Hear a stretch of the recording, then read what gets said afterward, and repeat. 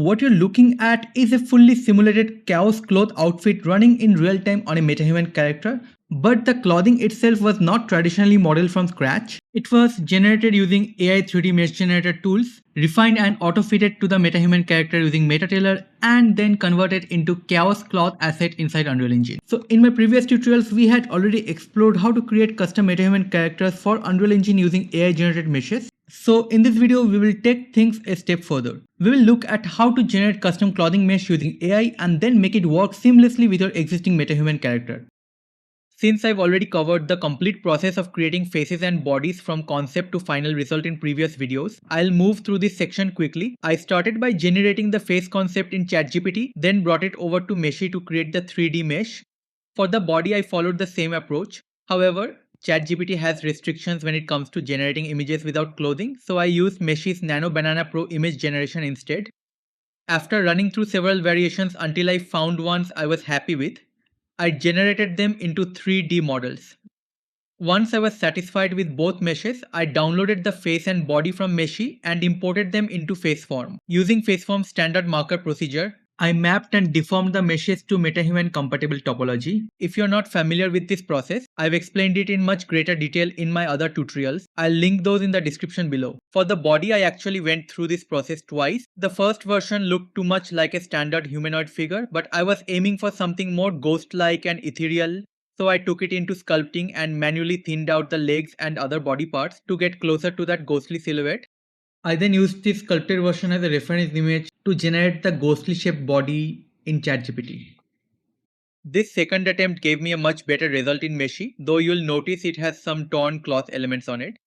But that's totally fine, and I'll just bring it into Faceform as is. When you're mapping in Faceform, you're working with the underlying body shape, not the surface details. So even if your generated mesh has some minor additions or artifacts like torn clothing, you can safely ignore them. They won't affect the core mapping process.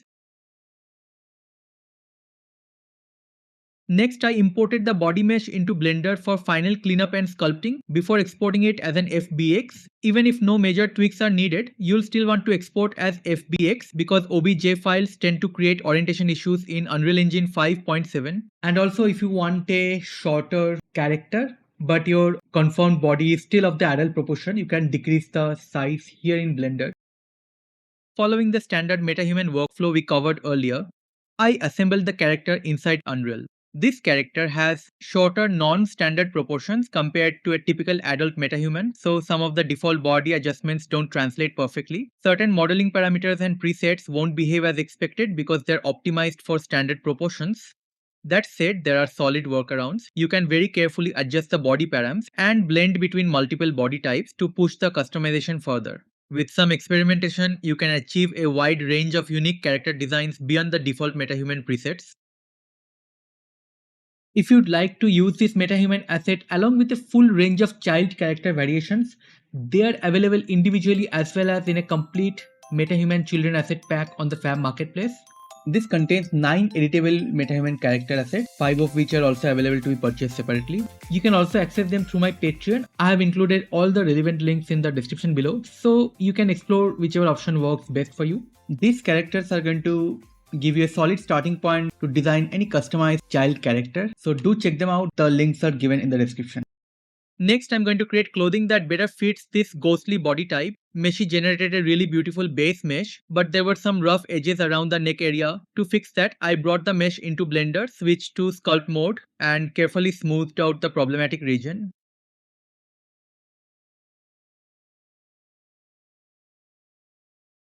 After a bit of a cleanup, the result looks good, so I will export this.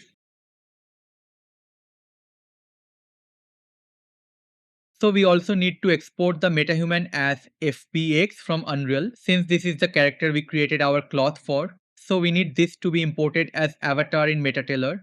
While exporting anything from the viewport in Unreal, ensure that the mesh is at 000 location so that there is no offset in your FBX file. Alright, so now I am in MetaTailor. I'm going to go over to the import tab and select avatar. Here I'm going to select the MetaHuman mesh. Here you can choose the color and texture for the mesh, but we'll skip that for now and move to the next step. This step is only necessary if your character includes a separate clothing mesh that you want to extract. In this section, the skeleton joints are automatically mapped to the mesh. Everything is already preset, so there's no need for manual setup. Now the MetaHuman is ready. You can find it in the content browser where it becomes available across multiple MetaTailor projects. Now I will go back to the import tab and choose the cloth option. Here I will select the cloth we generated from Meshi. In the category section, set it to full body, then click next. This next step is important. Here you manually adjust the cloth to fit the character's body. You can move, rotate and scale the mesh to match the body as closely as possible. It doesn't need to be perfectly aligned, but the closer you get, the better the final result will be. You also need to use pose match to manually position the skeletal joints so they loosely match the cloth fitting. It's a helpful starting point before the final conform process.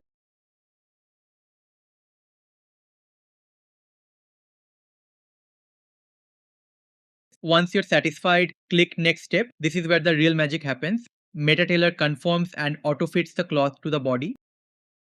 After the process finishes, select the cloth item and go to the Tools tab. You'll find several options for refining the fit. In this case, the cloth is fairly simple and already looks accurate, so I won't spend time refining it further. In a future video, when working with multiple clothing pieces or more complex meshes, we'll explore those tools in greater detail. For now, I'm satisfied with the result, so I'll move to the Export tab. If you want to export only the clothing and not the full avatar, you'll need the MetaTailor Pro subscription, which costs around $35 per month. Also set the scale to 100 so it aligns correctly with Unreal Engine's scale. In Unreal, this is imported as skeletal mesh, and you have to choose the same MetaHuman base skeleton while importing that your character is based on.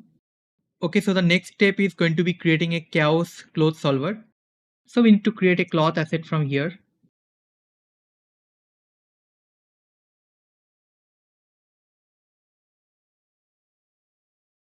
So first I will delete this transfer skin weights node. We only need this when we are transferring to a different skeletal mesh. But here we are going to use the exact same skeletal mesh that we created the cloth for. I mean, you can keep the nodes as they are, but this chaos cloth solver is just so freaking slow that often it even takes 5-6 minutes for all these calculations to happen. Of course, not in real time, but over here whenever you make changes. So the lesser nodes you have, the faster it is.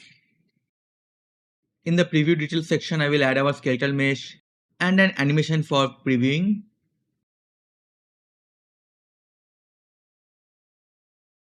Next, I'm going to delete this USD import node and add a skeletal mesh import node. Here we are going to add our cloth skeletal mesh. So this is where it takes time. Whenever you're changing mesh, you have to wait a while before the nodes get evaluated, and then you have the cloth visible in the viewport.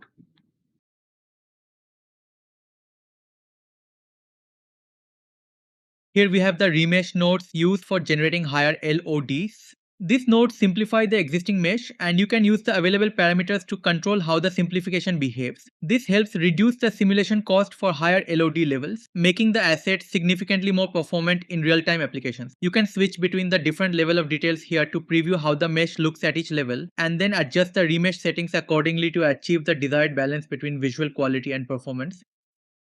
For higher LODs, notice how the mesh is breaking. Even for LOD 1, you can see some of the mesh is being cracked. So you can fix this crack by changing the remesh method render from simplify to remesh. So on doing this, it is going to instead create a lower detailed version of the mesh.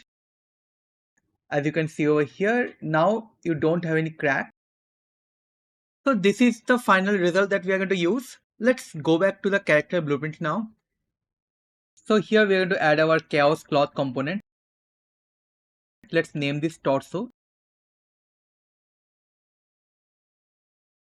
And in here we need to add our asset, which is automatically added since the asset was already selected while we created the component. And to make it work with the animation, we need to attach it to the body, which becomes its parent component, so that the animation is going to be in sync.